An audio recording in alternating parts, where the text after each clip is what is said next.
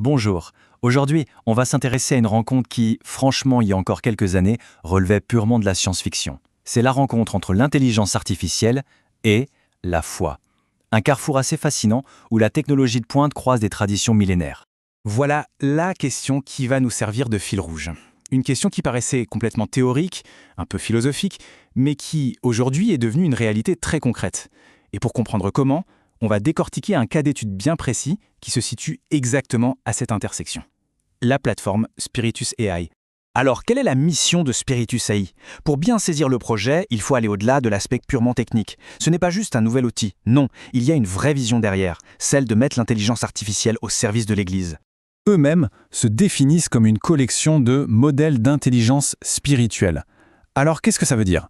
En gros, ce n'est pas une IA généraliste comme on en voit partout. C'est plutôt une suite d'outils hyper spécialisés qui ont été entraînés spécifiquement avec des textes et des concepts de la foi chrétienne. Et le détail qui change tout, c'est que ce projet n'est pas né dans un labo de la Silicon Valley.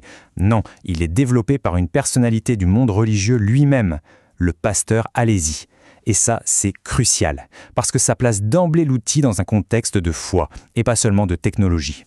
Le principe de base, celui que les créateurs répètent sans cesse, c'est que leur outil est profondément enraciné dans la parole de Dieu. C'est une promesse très forte, hein. L'idée d'une IA dont les réponses seraient toujours, mais alors toujours, alignées avec les Écritures. Mais alors concrètement, comment est-ce que ça se traduit? Alors regardons ce qu'il y a au cœur de l'offre. Spiritus AI, ce n'est pas une seule grosse intelligence artificielle. Il faut vraiment l'imaginer comme une sorte de boîte à outils numérique, avec dedans 12 modèles bien distincts et chacun a été créé pour une tâche spirituelle très précise. Quand on regarde cette structure, on voit tout de suite qu'il y a une double ambition. D'un côté, il y a des outils pour le ministère, par exemple Predicoach AI pour aider à préparer les sermons, ou Theologo AI pour l'étude poussée des textes. Et de l'autre côté, on a des modèles pensés pour les croyants, dans leur vie de tous les jours, comme Famille AI, ou encore Intercesseur AI pour aider à prier.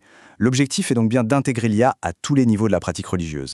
Là, bien sûr, une question vient tout de suite à l'esprit. Est-ce que ces technologies sont là pour remplacer les pasteurs, les églises, la communauté humaine? C'est une crainte légitime et les créateurs y répondent très directement. Et voilà, leur philosophie tient dans cette phrase qui est là pour rassurer.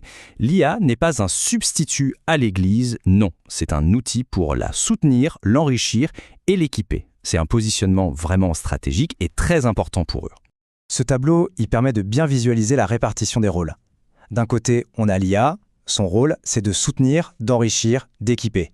Et de l'autre, on a l'Église qui, elle, garde sa fonction de direction, de communauté et d'autorité. La technologie se positionne donc clairement comme une assistante, pas comme un leader. Bon, après la philosophie, passons aux choses pratiques. Comment on accède à cet outil? C'est quoi le modèle économique? Et surtout, quelle est leur vision pour le futur? Le modèle économique est assez simple, c'est un abonnement mensuel de 20 $. Pour ce prix, l'accès est illimité à tous les outils 24 heures sur 24. On voit bien que le but, c'est de toucher un public le plus large possible, pas seulement une petite niche. Ce slogan résume tout en fait. C'est simple, direct et ça dit exactement ce qu'ils font. Prendre un outil technologique de pointe, l'intelligence artificielle, pour le mettre au service d'un but spirituel. Et avec cette phrase qu'ils utilisent dans leur communication, Spiritus AI montre bien son ambition. Il ne se voit pas comme un petit projet, non. Il se positionne comme une véritable innovation, le début d'une nouvelle ère pour la foi et la technologie. Finalement, l'exemple de Spiritus AI nous ramène à notre question de départ, mais en la rendant beaucoup plus tangible. Quand une IA peut aider à écrire un sermon, à donner un conseil biblique ou à formuler une prière, la frontière entre l'outil et l'acteur spirituel devient un peu floue, n'est-ce pas? Alors la question qui se pose, c'est quelle sera la prochaine étape? C'est une réflexion immense qui ne fait que commencer.